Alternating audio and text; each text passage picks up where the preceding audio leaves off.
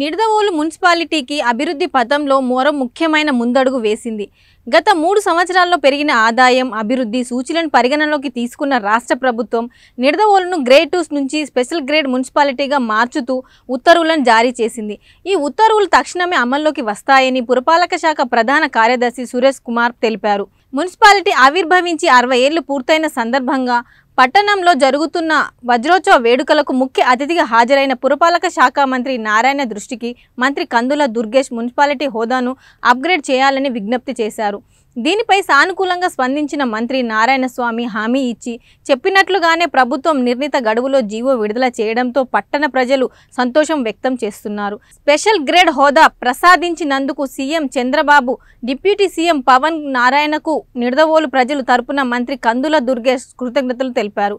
వజ్రోత్సవాల ముగింపు సభకు ముఖ్య అతిథిగా హాజరైన రాజమండ్రి ఎంపీ దగ్గుపాటి పురంధేశ్వరి మాట్లాడుతూ కేంద్ర సహకారం, సీఎం చంద్రబాబు పరిపాలన దక్షత, ఉప ముఖ్యమంత్రి పవన్ కళ్యాణ్ సహకారంతో రాష్ట్రం అభివృద్ధి దిశగా ముందుకు సాగుతోందని పేర్కొన్నారు. కూటమి ప్రభుత్వం ప్రజలకు హామీ చేసిన సూపర్ 6 పథకాలను దశల వారీగా అమలు చేస్తుందని తెలిపారు. 2024లో ఏర్పాటు చేసిన డబుల్ ఇంజిన్ ప్రభుత్వానికి ప్రజలు మరింత బలాన్ని చూడబోయే ఎన్నికల్లో ట్రిపుల్ ఇంజిన్ ప్రభుత్వాన్ని తెచ్చుకోవాల్సిన అవసరం ఉందని పిలుపునిచ్చారు.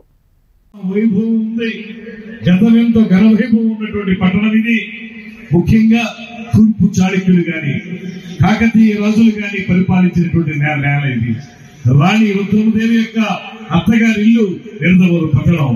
ఒక పక్కన గోలింగేశ్వర స్వామి, మరో పక్కన కోట సత్తమ్మ తల్లి, వీరిద్దరికి మించి గ్రామ దేవత అయినటువంటి నంగాలమ్మ తల్లి. వీరందరూ కొలువై ఉన్నటువంటి ఈ ప్రాంతం అదేవిధంగా మత సామరస్యానికి ప్రతీకగా నిలిచినటువంటి ఒక పక్కన పూర్వకాలం నుంచి ఉన్నటువంటి మసీదులు, మరో పక్కన పేరెంట్ చర్చిలతోటి ఈ పట్టణం మొత్తం కూడా మత సామరస్యానికి ప్రతీకగా నిలిచినటువంటి పట్టణం. ఇక్కడ అందరూ కూడా భాయి భాయి అనుకునేటువంటి పరిస్థితులు ఉన్నటువంటి ఈ పట్టణానికి ఇప్పటి వరకు సెకండ్ గ్రేడ్ లో ఉండిపోయింది మున్సిపాలిటీ.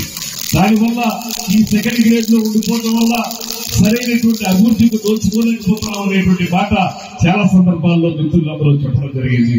దాన్ని పురస్కరించుకుని సెకండ్ గ్రేడ్ నుంచి మాకు ఆదాయం పెరిగింది కనుక రమారమి 6 కోట్ల నుంచి 8 కోట్ల వరకు వార్షిక ఆదాయం ఉంది కనుక మమ్మల్ని గ్రేడ్ 1గా మార్చండి చెప్పి నారాయణ గారిని రిక్వెస్ట్ చేస్తే వెంటనే కూర్చున్న ఆయన వెనక్కి తిరిగి ఆ వెనకాల ఆయనతో పాటు వచ్చిన అధికారులతో మాట్లాడి రూల్స్ ఏం చెప్తున్నాయి చూడమన్నారు.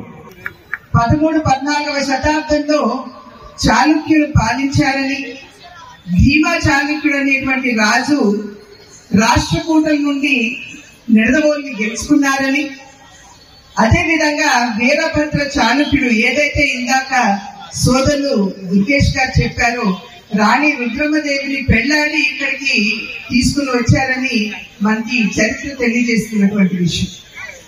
అదేవిధంగా ధార్మికంగా మనం చూసుకున్నట్లయితే 108 శివాలయాలు ఈ ప్రాంతంలో ఉన్నాయని, కోట సత్తమ్మ తల్లి మన్ని నిరంతరం ఆశీర్వదిస్తూ ఇక్కడ ఆశీనులై ఉన్నారని, అదేవిధంగా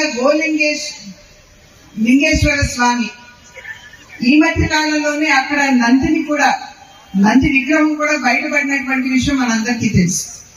కనుక అట్లా చారిత్రకంగా అదేవిధంగా ధార్మికంగా కూడా చాలా గొప్ప చరిత్ర నిడదవోలుకు ఉన్నటువంటి నేపథ్యంలో అటువంటి ప్రాశస్త్యం కలిగినటువంటి నిడదవోలు మున్సిపాలిటీ ఇవాళ వజ్రోత్సవం నిర్వహించుకోవడం, దానిలో నేను పాల్పంచుకోవడం నా అదృష్టంగా భావిస్తున్నాను. ఇందాక ట్రైన్ల గురించి సోదరులు దుర్గేష్ గారు చెప్పారు.